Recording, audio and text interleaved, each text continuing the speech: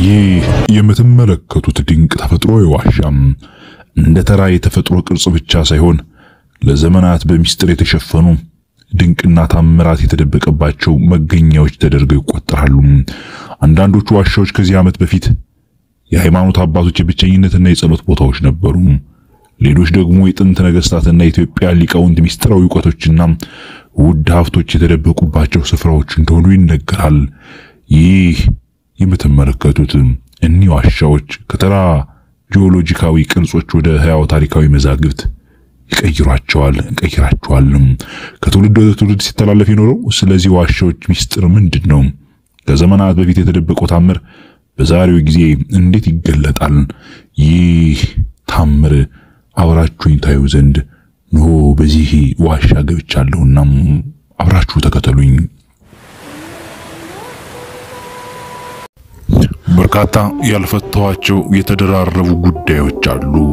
ማዕድን ጠቋሚዋ የቀይ ኮከቧ ወፍም ከዛም ከአውሬው ብረት የተቀመጡት ምስጢሩ ያልተገለጠው በትረ ሙሴ የአረብ ዲታ ባለሀብቶች የሚፈልጉት የማዕድን ካርታ እያሉ የሚጠሩት ሐሪታት ቱታኒም መሰወር መጥፋት መገኘው እንዲሁም የአባ ደመና አሲምባ ድረስ መጓዝና ከአባ ዘወንጀል ጋር የሚያገናኛቸው ድንቅ ታምራዊ ያልተገለጠ ማንነትም አልፎም የአባ ደመና የግራ እጅ ካርታ መሰል ንቅሳት ጊዜው ሲደርስ ሰጣለሁ ያሉኝ ሚስጥር ሁሉም አሁን ደግሞ ድንገት የሐኪም ዋሻ ውስጥ መሰወርና በማላቆ መንገደ ብዙ በሆነው በርካታ መንታ መንገዶች ባሉት ዋሻ ውስጥ ብቻዬን ቁሜ እንከራተታለሁ።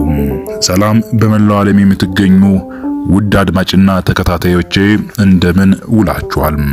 ለዛሬ ቀጣይ የሆነውን ይህንን አጓጊና እውነተኛ የሆነውን የራሴን የደረሰብኝን ያገኘሁትን ያጋጠመኝን ነገሮች ሁሉ ለአድማጭ ለተመልካች ይበጃል ይጠቅማል ብዬ ከአባቶችም ጋር ተማክሬና እውነቱ በሕዝብና በሀገር ይታወቅ ዘንድ ጊዜው ሲደርስና ዘመኑ ሲቃረብ ዘነጸርኮ ከፈል ከተነብብ ዛይመርከ ፍዲው ከጻፈ ወቀብ ምስጢር አበው ያሉኝን የአበውን ቃልና ትክክለኛ እውነተኛ ሐሳብ ይዤላችሁ እየቀረብኩ ነው። ካየው ከፍለ ተናገር ካወቀው ከፍለ ጻፍ የአባቶችን ምስጢር ጠብቅ ያሉኝን እየፈጸምኩ ነው። አዎ እንዛይመርከ ፍዲው ከጻፈ ወቀብ ምስጢር አበው ዘነጸርኮ ከፈል ከተነብብ ካየው ከፍለ ተናገር ካወቀው ከፍለ ጻፍ የአባቶችን ምስጢር ጠብቅ። እኔም ካየሁት ከፍሌ ለመናገር ካወቅኩትም ከፍዬ ልጽፍና ለእናንተ ላደርስ የአባቶችን ምስጢር ልጠብቅና በዘመን ውስጥ አደራ ልወጣ እናንተ ጋር ደርሻለሁ። ይህ የእናንተ ገጽ ነው። ሐሳባችን በመላው ዓለም ይደርስ ዘንድ እናንተ ላይክ እና ሰብስክራይብ ሼር ስታደርጉት ሐሳቦች ሁሉ ወደ ዓለም ይደርሳሉ። ይህ ከደከምንና ዋጋ ከከፈልን አይቀር እናንተም ቤተሰብ ኃላፊነታችሁን እየተወጣችሁ ይህን በህይወት አጋጣሚዎች ሁሉ ያጋጠሙኝን እውነተኛ ማንነቶችን ሳጫውታችሁ ስነግራችሁ አንድም እውነትን ለትውልድ ሳስተላልፍና በጊዜ በቦታና በሁኔታ ስገልጥ እናንተም ለሰዎች ስታጋሩት እውነት በምድሪቱ ላይ ይፈሳል። ቤተሰብ ኃላፊነታችሁን ተወጡ ያልኩኝ ከፍልገዬ ወቅት ለዛሬ ያጋጠመኝን የመነግራችሁ ቀጣይ ክፍል አለ። በዋሻው ውስጥ ተሰይሜ ያየዋቸው የሰማዋቸውና ያደመጥኳቸው እጅግ አስጨናቂና እጅግም አስከፊ እጅግም ታምራዊና እንዲም ይደረጋል እንዴ የሚባሉ ታሪኮችን እንካችሁ ብያችኋለሁ። እስከ ፕሮግራሚ ፍጻሜ ድረስ አብራችሁን ስትቆዩ ታተርፉበታላችሁ። ሐኪሙ ወዴት እየወሰዱኝ እንደሆነ ማወቅ አልቻልኩም። በጨለማ ዋሻ ውስጥ ከላይ በኩል የሚነኩኝ ሐረግ መሰል ነገሮች ነፍሴን ከስጋዬ ሲከለዩት ድረስ በድቅድቃማው እጅግ በሚያስፈራው ዋሻ ውስጥ ከኋላ በኩል እከተላቸዋለሁ። ያዝናት ችቦ አየር ሲያጥራት ልትጠፋ ይዳዳትና እንደገና ያዘነች ልትመስላ ነፍስ ትዘራበታለች። እኔም ረግጠውን ብቻ ያየህ እርግጥ ነበር ያሉኝ። ሐኪሙ እጅግ ጠንቃቃና ንቁ ሰው ናቸው። በተደጋጋሚም እየዞሩ ከንፈራቸው ላይ ጣታቸውን ይጥሉና ምንም ነገር እንዳላወራና እንዳልናገር ዝም ብዬም መንገዴን እንድቀጥል በተደጋጋሚ ይነግሩኝ ነበር። ከዋሻው ላይ የተጠረበ የሚመስሉ ጽሑፎችን ተመለከትኩኝ። ዝውእቱ ፍኖተ አበው ዘበአማን የሚል ነበር። ይህ እውነተኛ አባቶች መንገድ ነው የሚል ነበር። ይቀጥልና እስከ ሞት ድረስ የታመንሁን የሚል ነው። ከብርሃናዊቷ ችቦ የሚወጣው የብርሃን ፍንጣቂ በዋሻ ግራና ቀኝ ያሉ ጽሑፎችን በጨረፍታም ያስመለክተኛል። መሄጄን ማላቀ ብኩን ሆኜ እከተላለሁ። ለምን ይሆን በዚህ ድቅድቅ ጨለማ ያመጡኝ እላለሁ። የማነባቸው እንቆቅልሾች የሚመስሉ የድንጋይ ላይ ጽሑፎች አእምሮዬ ላይ ሌላ ጥያቄ የሚጭሩ ሆነዋል። በኮድ የተጻፉ የሚመስሉ የቁጥር ውክልና ያላቸው የግዕዝና የአረበኛ እንዲሁም የአረማይክ ቋንቋ ስብጥር በየመሃሉ አያለሁኝ። የት እየወሰዱኝ ይሆን እላለሁ። የትም ወደ የትም እንደየትም አድርገው ቢወስዱኝ ለመስዋዕት እንደሚቀርብ ዝም ብዬ ከኋላ አምኜ መከተል ብቻ ነው። መጠየቅም እንዳልችል በተደጋጋሚ የሰጡኝን ማስጠንቀቂያ ትዝ ይለኛል። አበ ቅዱሳን ማይበር ዘይወስደኒ ሊተፍኖተ ጻድቃን በእንተ እግዚአብሔር መራሂ ወጥኖ እንተ ሰማይ ርግብ ታረኒ ፍኖቴ። ወደ ቅዱሳን ማይበር የሚወስደኝ መንገድ በእግዚአብሔር መሪነት ጀምራለሁ፣ መንገዴንም የሰማይ ርግብ ታሳየኛለች የሚል በግድግዳው በዋሻው ጠርዝና ጠርዝ መካከል በድምቀት የተጻፈ እጅግም በዘመናት ውስጥ ያለፈ የድንጋይ ላይ ጽሑፍ መለከታለሁ። በዚህ ድንቅ ዋሻ የጥንት የአክሱማውያን እንዲሁም ጥንታዊ የላሊበላ ዋሻ የተከተሉ የኪነ ህንጻ አሰራርን የሚመስሉ የህንጻ ዲዛይን አሰራሮችን መለከታለሁ። ምናልባት ከላሊበላና ከአክሱም የእድሜ ዘመን ጋር የሚተካከሉ ድንቅ አሻራዎችን ሳይሆኑም አይቀሩም እላለሁ በልቦናዬ። የብርሃን ጨረፍታ በዋሻው ላይ ሲያርፍ የቤተ ጊዮርጊስን ወርቃማ ቀለምን የለበሱ ሐውልቶችን እመለከታለሁ። ድንገት የሐኪሙ መሰወር እጅግ አስጨንቆኛል። ካለውበት የፍዘትና እጅግ የመጨነቅ ዓለም ወጥቼ መፍትሄ ማፈላለግ እንዳለብኝ ቋጥናለሁ። እኒህ ሰው የት ሄዱ? የትስ ነው ጥለውኝ የተሰወሩት በማለት አስባለሁ።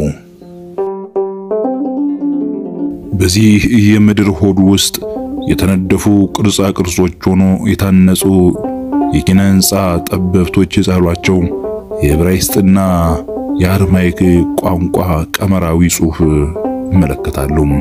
ይህ በግዕዝ ፊደላት በአሃዞች ተተክቶና ተሰውሮ ለጠቢባን ብቻ እንዲደርስ የተደረገ የኪነ ህንጻና የስነ ጽሑፍ ጠበብት የተራቀቁበት እንደሆነ አምናለሁ። ለጊዜው እኔን መፍታት የምችልበት ሁኔታ ላይ ግን አልነበርኩም። ነፍሴ ተጨንቃ ልቦናዬ ከላይ የመታች ትንፋሽ እያጠረኝ ነው። ምክንያቱም ወደ የት መሄድ እንዳለብኝ፣ የት መግባት የት መውጣት እንዳለብኝ፣ ወደ ኋላ ይሁን ወደፊት መጓዝ እንዳለብኝ እንኳን አላውቅምና እኒህን ቀመር ፈቶ ትርጉማቸውን ማወግን ከከፍታም በላይ ከፍታን የሚጨምር በፈተናና በችግር ውስጥም የሚጠደ እጅግ ሚስጥራዊ ነገሮች እንደሆነም አምናለሁ። ድንገት የተሰወሩኝን እኒህን ሐኪም ግራ በመጋባትና በድንጋጤ ፈልጋቸው ጀመር። አይኖች ከዚህም ከዚያም ያማትራሉ። በመከራና በጭንቀት በፍርሃትና በቅጀት በሚመስል መዋተት አይኖችን ወረውራለሁ። ከዚህም እፈልጋቸዋለሁ። ምን አይነት ጉድ ነው? ምን አይነት ጉድ ውስጥ ነው የገባሁት? ምን አይነት ነገር ነው? ምን አይነት ታምር ያየው ነው እላለሁ ደጋግሜ። ምንስ አይነት ፈተና ላይ ወደኩኝ እላለሁ። በድንገት የተሰወሩኝ ወዴት ሄደው ነው ማለት ጀመርኩኝ። ሲያወሩኝ የነበረው ስለመሰውር በጊዜ ስለመጓዝ የአባቶቻችንን ስም እየጠቀሱና የሊቃውንትን የነተዋናይን በምጥቀትና በርቀት እንዴት ከሀገር ሲጓዙ እንደነበርና ሚስጥራትን ሲሰውሩና ሲፈልጉ እንደነበር ያጫወቱኝ ራሳቸው ላይ ሊያሳዩኝ አስበው ነበርን ብዬ መጠየቅ ጀመርኩኝ። ከዓመታት በፊት ተልኮ ያሳይን ስፈጽም እንዲህ ያሉ ክስተቶች ተፈጽመው እንደነበረ አስታወስኩኝ። ምናልባት ዛሬ ነው ታምሩና ሚስጥሩ የተገለጠልኝ። ከታላቁ ገዳም ማን እንዳባ ቅዱስ መድኃኔዓለም ገዳም ውስጥ ተቀምጬ ነበርም። በጊዜው የአባ ደመናና የማይበረ መማክርት ውሳኔ መሆኑን ያወቁት ዘግይቼ ከዚህ ዋሻ ውስጥ ከገባው በኋላ ቢሆንም ያኔ በደረሰኝ መልእክት መሰረት ከታላቁ ገዳም ማን እንዳባ አቡነ ያሳይ ታላቁ ገናናውና ታምራዊ ቦታ ይመጣሉ ከተባሉት አንድ ሰው ጋር ለመገናኘት እንደሆነ አውቃለሁ። እርሳቸውንም እየጠበቁ ይገኛሉ። የሐይቁ ሞገድ ነፋሻማው አየር የዛፎቹን ቅጠል እያራገበ ከብረቷ እንደወጣች እንቦሳ ያስፈነድቃቸዋል። ከጥቁሩ ማዕበሉም እንደ ደና ወራጅ ከማዕበሉ ጋር ይሳሳምና ተመልሶ ወደ ቅጥሩ ይገባ ነበር። ከእንደገና ነፋሱን ተከትሎ የማዕበሉ ናዳ ወደ አለቶቹም ይዘምታል። የዚህን ድንቅ ተፈጥሯዊ ትርኢት እየተመለከትኩ እገኛለሁ። እጅግ ውብና ማራኪ መልክዓ ምድር ያልተጠናና አንጡር ሀብቱ ከማዶ በኩል ፈጽሞ ያልተነካ ሀብት እንደሆነ አያለው መለከታለሁ። ዓለም ከዚህ አለች ያልተበረቀረቀች ያልተደባለቀችና በውካታና በጫጫታ ያልታጀበች ዓለም ድንቅ ዓለም እዚህ አለች። በቁመታቸው ረዘም ያሉ ደንዳና ተክለሰውነትን የመላቸው እንዲሁም ፊታቸው በጺም የመላ ሞገስም የሆናቸው ሰው ግራቻቸው ስድስተኛ ትርፍጣት ያላቸውና ይሁ በግራጃቸው የመዳፋቸው ጀርባ በኩል ያለ በሆነ ቁጥራዊ ቀመር የተነቀሱት አንዳች ነገር እንዳለ ለማስተዋል ችያለሁ። ከምስራቅ በኩል በአንዳች ታምራዊ ክስተት ወደኔ እየተጠጉ ሰላምታን ለገሱኝና ዓለም እንዴት ሰነበተች? አንተ ስለ ጤና እንዴት ነህ አሉኝ። ሰላምታዬንም እግዚአብሔር ይመስገን አባቴ ደህና ነን አልኳቸው። ግራ በመጋባት ስሜቱኝ ሲመለከቱኝ አንዳች ልክ ያልሆነ ጉዳይ እንዳለ ተረድተው ይኸውልህ ግራ ትጋባው እኔው ከታላቁ ማህበረ ስላሴ መልእክቱን የላኩል ሰው ነኝ አሉኝ። አንተን ለአንድ ጉዳይ መርጠንሃል አሉና ቀጠሉ። ይህን ጉዳይ ለ600 እና 700 ዓመታት በላይ ጠፍቶ ስለቀረው አንድ አስፈላጊ ቅርስና የብራና መዛግብት ላይ ያተኮረ ፍለጋ ነው አሉና ቀጠሉ። ይህንን ለበርካታ መቶ ዓመታት ፈልገነዋል። እጅግ በርካታ ድጋምም ተደክሞበታል። በትውልድ ሲያልፍ የመጣ አደራ ነውና ይህንን የዘመኑን ዓለም ይፈታዋል እየተባለ ለአባቶቻችን የሚነገር እውነት ነው አሉኝ። ይህም የዘጠነኛው ዓለም ፀሐይ ውደት ማግስት የሬቶ ኮከብ በመስራቅ መውጣቱን ተከትሎ አዲስ ነገር ይገኛል ተብሎ ይጠበቃል አሉና ፈገግ አሉ። ምናልባት የእናንተው ትውልድ እድለኛ ሊሆን ይችላልና አደራ ልንሰጣችሁ ወደድን አሉኝ። እንዲሁም በቅርብ አንድ ታላቅ ሰው ጋር ትገናኛለህ፣ ይህንንም ትፈጽም ዘንድ የጌታ ፈቃድ ይሁን ብለውኝ ተሰናብተው ከመቅጽበት በመጡበት ተሰወሩኝ። ይህ በእንዲህ እንዳለም በባህር ዳር ዩኒቨርሲቲ የቴክኖሎጂ ካምፓስ ውስጥ ትምህርቴን በመከታተል ላይ ያለው ነበር። አባ ደመና ያስጠሩኝና በጊዜው ከልጅነት ጀምሮ አውቃለሁ ነበር ያሉኝ። እኔ ግን ፈጽሜ ማላቃቸው ሰው መስለውኛል። ለ700 ዓመታት የጠፋ አንድን ቅርስ አለ ነበር ያሉኝ። አባቶቻችን ፈልገውታል። በእድሜም ዘመኔ እኔንም ፈልጌዋለሁ። አሁን እድሜ ደክሟል፣ አይኖቼም ፈዘዋል። በጽሞና መኖርን ሻለው። አደራውንም ላንተ ላስተላልፍ ነው ነበር ያሉኝ። ይህንን ጊዜው ሲደርስ ሰጣለሁ አደራህን በዘመን ውስጥ ትቀበላለህ ብለው ያሳዩኝ አሁን ሚስጥሩም ያልገባኝ ቅርስ ያኔ ሲያሳዩኝ በግራጃቸው በኩል በጥቁር ቀለም የተነቀሱት ካርታ መሳይ ውስብስብ ቀመር ያኔ ባላስታውሰው በማንዳባ አቡነ ያሳይ ገዳም ከማይበረ ስላሴን የመጣውት ያሉኝ ሰው የግራቻቸው ንቅሳት ያለው ተመሳሳይ ሆኖ ነበር ያገኘሁትም። ከንቅሳቱ ስር ስድስተኛ ትርፍጣት ሆና የተንጠለጠለችውን ሳይ ነበር በድንጋጤና በፍዘት እንዲሁም ምን ታምር እየተፈጠረ ነው ብዬ እየደነገጥኩትም። እንዲህ በዛ ገዳም ያገኙኝ ጎልማሳ ሰው አሁን 1 ዓመት ባልሞላ ጊዜ ውስጥ አይናቸው የደከመ ያረጁ አረጋዊ አባት ሆኑብኝ። ምን አይነት ታምር ነው አልኩኝ። ከዋሻውም እንደቆምኩ የዚህን ስለ ርቀትና ምጥቀት ሐኪሙ ሲነግሩኝ የነበረውን ጉዳይ የተገለጠልኝ በዚህ አጋጣሚ ነበር። ይኸውልህ አቡቴ በዚህ ማህበር እንግዳ የማይታመኑ ነገሮች ልታይና ልትመለከት ትችላለህ። በስጋዊና ደማዊ ሐሳብ ተውጠህ እንዳትመለከተው ነበር ያሉኝ። ግን ሁሌም አስተውል፣ ልቦና ብርሃን ይበራላቸው እንጂ እንዳለሙ ስጋዊና ደማዊ በሆነ በቁሳዊ አስተሳሰብ የተገደቡና የተወሰኑ ሰዎች እንዳልሆኑ ተረዳ ነበር ያሉኝ። ስለዚህ አባ ደመና በጊዜ ውስጥ እንደ ተዋናይ የሚወዛወዙ በዕፀት ሐዲሶ የከበሩ እንደ አረጋዊና እንደ ወጣት የሚሆኑ የጊዜ ግዝፈትን በሐዋሶቻቸው ላይ ያላሰለጠኑ እንደ ብሔረ ሕያዋንና ብሔረ ጻድቃን ነባቢት ሕያዊትና ኩላዊት ነፍስን በስጋ ላይ ያሰለጠኑ ሰው እንደሆኑ ተረዳሁኝ። እኒህ ሰው በጊዜ የሚጓዙ ምናልባትም አዳምና ሔዋን የተሰወረባቸውን በገነት የበቀለችውን ዕፀ ሕይወት የቀመሱ ሰው ናቸው ብዬ ለማወቅና ለመረዳት ሞከርኩኝ። ምክንያቱም ዓመት ባልሞላ ጊዜ ውስጥ ከመማርበት የትምህርት መስክ አስጠርተው ያገኘዋቸው አረጋዊ ሰው ከአንድ ዓመት ባልሞላ ጊዜና ክፍተት ውስጥ አረጋዊ የመሰሉት በታላቁ ማን እንዳባ አቡነ ያሳይ ገዳምም ያወሩኝ እኒህ በጊዜ ግዝፈት ወደ ኋላ መጣው በጉልምስና ማንነት የተገናኙኝና ያወሩኝ እኒህ አባ ደመና ናቸው ብዬ ለመገንዘብ ቻልኩኝ። ይህ እንዴት ይገርማል! ይህ እንዴት ይደንቃል! ጊዜን ወደ ኋላ መልሶ ሕዋሳትን ማነቃቃት፣ ሕዋሳትን አድክሞ እንዳረጀና እንደጠወለገ ሰው መሆን፣ የተዋናይን ታምርና የተዋናይን ታሪክ በእኒ ሰው ያየሁ ምስክር ይሆን ዘንድ በግራቻቸው የተነቀሱት ንቅሳት እንዲሁም ስድስተኛ ትርፍ ጣታቸው ማረጋገጫ ሆኖኛል። በዚህ ዋሻ የማየው ቀመራዊና ቁጥራዊ ይዘት ያላቸው ስነ ጽሑፎች ሊነግሩኝ የፈለጉት ነገር አሉ ብዬ ማስተዋል ፈልጊያለሁ።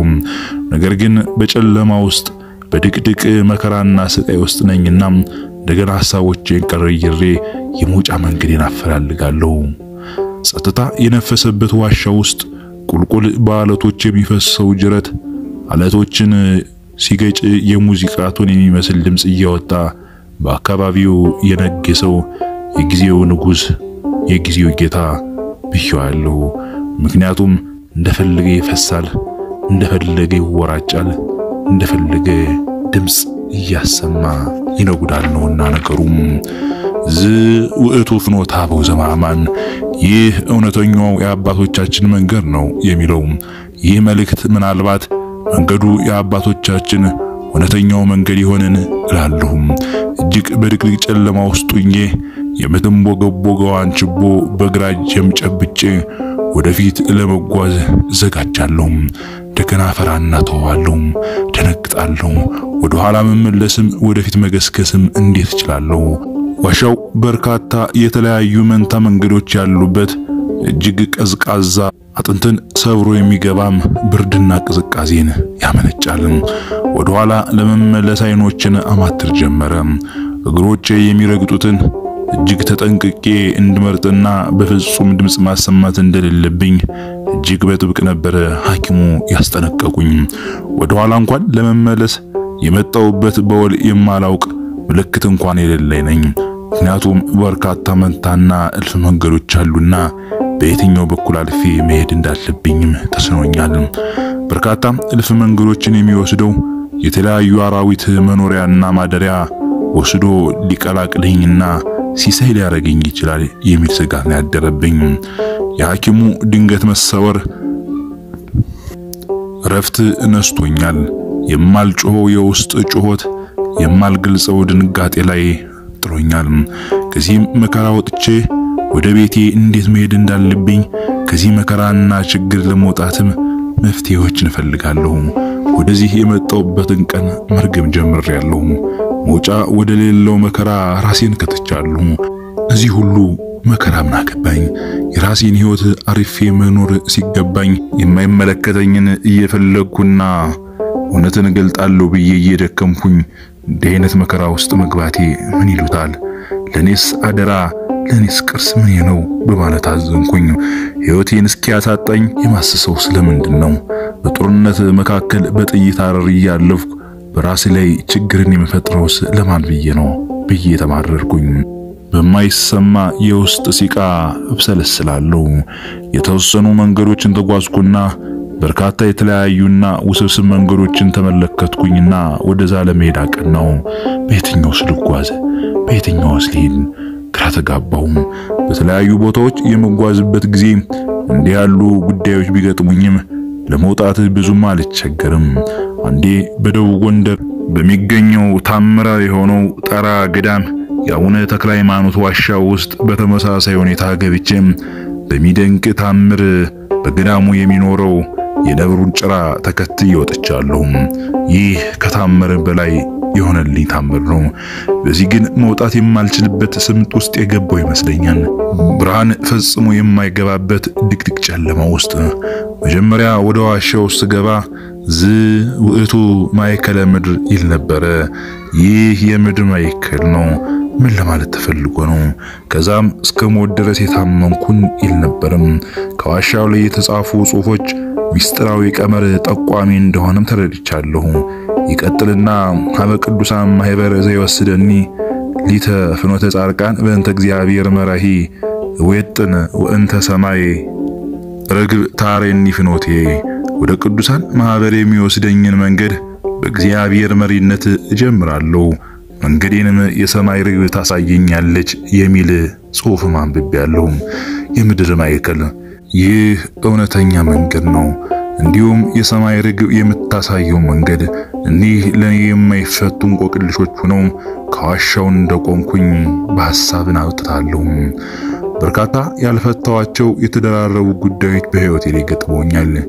ማዕድን ጠቋሚዋ የቀይ ኮከቧ ወፍ፣ ከዛም ከአውሬው ብረት የተቀመጠውና ይሰወር ይገኝ የት ይኖር የማይታወቀው በትረ ሙሴ፣ የአረብ ዲታ ባለሀብቶች የሚፈልጉት የማዕድኑ ካርታ እያሉ የሚጠሩት ሐሪታት ቱታኒም መገኛ ጉዳይ፣ የአባ ደመና አሲምባ ድረስ መጓዝና ከታላቁ አባት ከአባ ዘወንጌል ጋር የሚያገናኟቸው ድንቅ ታምር፣ አልፎም የአባ ደመና የእግራ እጅ ላይ ያየሁት ካርታ መሰለ ንቅሳት፣ ጊዜው ሲደርስ ሰጣለሁ ያሉኝ ሚስጥርም፣ አሁን ደግሞ የሐኪሙ ድንገት በዋሻው ውስጥ መሰወር፣ የሁሉ ተራ ግጥጥሞሽ እንደማይሆን አውቃለሁ። ነገር ግን ምን እየተከናወነ እንደሆነ ማወቅ ተስኖኛል። በእውቀትና በእምነት ያልዳበርኩኝ ገና አድግ ባይ ብላቴና ነኝ። በእድሜ ያልተማርኩኝ፣ በጊዜ ያላገኘሁኝ፣ ሩጭ ያላሸነፍኩኝ፣ መከራን ያልተጋፈጥኩኝ፣ ሕይወቴ በቅጀትና በመማተት ብቻ የሚኖር አንድ ብኩን ሰው ነኝ። የችቦ ብርሃኗ ክርን ጨርሳ ልትጠፋ ትግደረደራለች። ያለውበት ቦታ ከምድር ስር ርቆ ያለ ስለሆነ ብዙ ሜትሮችንም ወደ ውስጥ ስለገባው ይህ የኦክሲጅን እጥረት በዚህ ቦታ ላይ ተከስቷል ማለት ነው። ለመተንፈስም ቸግር ጀመርም። ጌታ ሆይ ምን ጉድ ነው? ምንስ ማት ነው የገባሁት? አምላክ ሆይ ከዚህ መከራና ስቃይ ታወጣኝ ዘንድ እማጸናለሁ እላለሁ። ከዚህም ውልብ የሚል የጥላ ምስል የሚመስል ነገሮችም መለከታለሁ። አንዳንዴም ጽህም ያላቸው ሰው ከዋሻው ውስጥ ከተፈለፈሉት የአለት ስር አቀርቅረው እየተመለከቱኝ ይመስለኛል። በድጋሚም ሳስተውል ከቦታው ማንም ሰው እንደሌለ ያለሁ። ምናልባት የኦክሲጅን እጥረት በአእምሮዬ ላይ ኢሉዥን ወይም ቅጀትን እየፈጠረ ሊያሳብደኝ ይሆናል። አው ሊያሳብደኝ ይሆናል ማለት ጀምሬያለሁ። ይህ የሚጨንቅ እጅግም የሚያሳስብና መፍትሄ የሌለው የህይወት መንገድ ሆነብኝ። የተወሰኑ መንገድ ለመጓዝ ሞክረና ያዝኩት የችቦ ብርሃን ሁለት ብርሃናዊ ችቦዎች ይመስሉኝና ይደራረቡብኛል። ልጥለውም ይዳዳኛል። በመሃል ጸሎት አደርሳለሁ። ይህ ፈተና መሆን አለበት እላለሁ። ይህንን ማለፍ አለብኝ። ጠንካራ መሆን አለብኝ። ምናልባት ነገ ሰዎች ይጠብቁኛል። ምናልባት ነገ በዘመን ውስጥ የምገልጠው ታምር ይኖረኛል እላለሁ።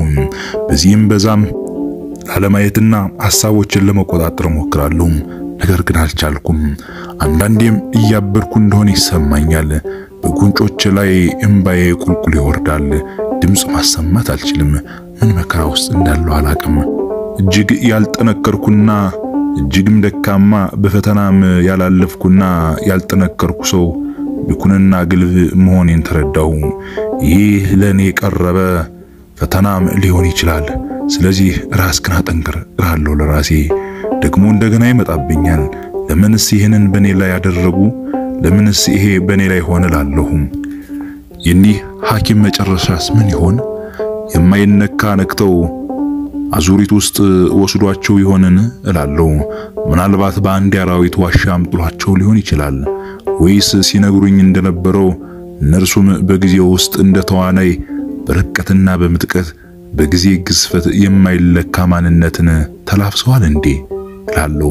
ምናልባት ከሳቸው ጋር ያሳለፍኩትን የመከሩ የነገሩኝን ሁሉ ወደ ኋላ በማሰብና ለማስታወስ በመሞከር ሲያወሩኝ የነበሩት ወደ ሌላኛው ዳይሜንሽን መጓዝ፣ በጊዜ ውስጥ ወደፊትና ወደ ኋላ መኖር፣ በአንድ ጊዜ የተለያየ ቦታ መገኘት የሰው ልጅ ቅድመ ተፈጥሯዊ መለኮታዊ ባህሪን የተላበሰ ማንነት አለው፣ እርሱንም ማድረግ ይችላል ሲሉ ነበር በተደጋጋሚ። ምናልባት እርሳቸው የዚህ አንዱ አካል ሊሆኑ አስበው ይሆን እንላለሁ። አሁንም ጭንቀትና ሐሳብ ነኝ። ስለዚህ ከዚህ ዋሻና ከዚህ ከገባሁበት መከራ መውጣት እንዳለብኝ ገብቶኛል። ስለዚህ መፍትሄዎች ሊሆኑ የሚችሉት አንደኛ የሚፈሰውን ጅረት ተከትሎ መሄድ ነው። ምናልባት አንዳንዴ የውሃ አቅጣጫዎች የሚወስዱንን የመውጫውን መንገድ ወይም የመውጫውን በር ሊሆን ይችላል። ሌላስ አልኩኝ። ምናልባት እነዚህ ጅረቶች የሚወስዱኝ ወደ ቁልቁል ወደ ሆነ እጅግም ተምዘግዛጊ የሆነ ፏፏቴም ሊሆን ይችላል። መውጫ የሌለው መከራ ውስጥም ሊጥሉኝ ይችላሉ ብዬ ስጋት ላይ ወድቄያለሁ። በእርግጥ የውሃ እርጥበቶች ወይም ደግሞ የውሃ ፍሰቶች የሚሄዱት ብዙ ጊዜ ወደ መውጫው ነው። ከአፕስትሪም ወደ ዳውንስትሪም እንደሚባለው እንደማለት ነው። ይህንን አንድ መፍትሄ ሐሳብ ያስኩኝ። ምናልባት የሚሄዱበትን መከተል ከሚያደርሱኝ መድረስ ፈራው። እንደገናም ደግሞ ደነገጥኩኝ። ሌላ መንገድ ምን አለ ብዬ አሰብኩኝ። ሌላውና አማራጭ የሌለው መሞከርም የሚገባኝ በግራ እጄ ያስኳትን የችቦ ብርሃን ምናልባት የኦክሲጅንን አቅጣጫ ሊለይ የሚችል የነበልባልን መንገድ ጠቋሚነት ወይም ደግሞ አቅጣጫ ሰጭነት መከተል ነው። ብዙ ጊዜ ችቦ ወይም ደግሞ ጧፎች ኦክሲጅን የሚወጣበትንና የሚገባበትን አየር ማስተንፈሻ ቦታዎችን አውትሌት የሚባለውን ማለት ነው ይናገራሉ። ስለዚህ ችቦ ብርሃኑ ወደ አጋደለበት አቅጣጫ መጓዝ ይሆናል። ሌላው ሶስተኛውና የመጨረሻው አማራጭ የሚሆነው ካለውበት የቅዝቃዜና እጅግ ከፍተኛ ከሆነ ብርዳማ ቦታ በመነሳት ካፌ የሚወጣውን ሞቃታማ ትንፋሽ ወደ እጆች የቆዳ ክፍል በመተንፈስ የአየሩን ሁኔታ ወደ የት አቅጣጫ ሊሆን እንደሚችል መለየትና መገመት ማስቻል ነው። እነዚህን መንገዶች መከተል ወይ ለሞት ወይ ደግሞ ለሕይወት፣ ወይ ለማግኘት ወይ ደግሞ ለማጣት፣ ወይ በፈተና መውደቅ ወይ ፈተናውን ድል ማድረግ ሊያመጣ ይችላል። ምናልባት ይህ ለኔ የተሰጠ ፈተና ሊሆን ይችላል። አባቶቻችን የሚሰጡን እኒህን አይነት ፈተናዎችን ማለፍ ምናልባት ለሚደረገው ተልእኮና ወደፊት ለሚሆነው ሁሉ እንደ መመዘኛ ወይም ደግሞ የብቃት ማረጋገጫ ሊሆን ይችላል ብዬ ማሰብ ጀምሬያለሁ። ውድ አድማጭና ተከታታዮቼ ለዛሬ እዚህ ላይ ላበቃ ተገድጃለሁ። ይህንን በህይወቴ ላይ ገጠሙኝን በርካታ ውጣ ወረዶች ለናንተ ሳቀርብላችሁና ለናንተ ስለግሳችሁ እጅግ ደስ ይለኛል። ምክንያቱም የህይወት ገጽታ በዘመን የሚገለጥ እውነት ነውና ጊዜ ገቢር ለኩሉ እንደሚለው አበው በጊዜ ሁሉ ነገር ተገልጦና ሁሉ ነገር የሚታይበት ሁኔታዎች እስኪፈጠሩ ይህንን በልቦናችሁ ታስቀምጡ ዘንድ ጠይቃችኋለሁ። ቀጣዩን አዋጊውን ክፍልም ደግሞ ይዤላችሁ መጣለሁ። ይህንን ስትሰሙ ለልጆቻችሁም ስታደምጡ፣ ለጓደኞቹ ለቤት ዘመዶቻችሁም ስትናገሩና ስታቀርቡት ብዙ ሐሳቦች ይፈሳሉ። ብዙዎቹ ያውቃሉ፣ ይረዳሉ። ይህም አለ እንዴ በማለት የእውነት የእውቀትና የኃላፊነት ስሜት የሚሰማው ትውልድና ሰው ይፈጠራል። ካወቅኩት ከፍዬ ከሰማሁትም ቀንሼ የአባቶችን እውነትና የአባቶችን ትክክለኛ አደራ ለመወጣት ተታትራለሁ። ውድ ተከታታዮቼ እናንተ ላይክ እና ሰብስክራይብ ሸርም ስታደርጉት ሐሳቦቻችሁንም በሐሳብ መስጫ ሳጥን ስታስቀምጡልን ለበርካታ ሰዎች ዓለም ላይ ለሚገኙ ኢትዮጵያውያንና ትውልደ ኢትዮጵያውያን በሙሉ ሊደርስ ይችላል። ስለዚህ ሐሳባችሁን በዚህ መልኩ ታስቀምጡ፣ ላይክ እና ሰብስክራይብ ታደርጉ በድጋሚ ጠይቃችኋለሁ። ቀጣዩን አጓጊውን ክፍል ደግሞ ይዤላችሁ የምቀርብ ይሆናል። እስከዚያው ሰላም በያላችሁበት፣ ሰላም እግዚአብሔር ከሁላችን ጋር ይሁን ላለው ሰላም ለምድራችን፣ ሰላም ለሀገራችን፣ ሰላም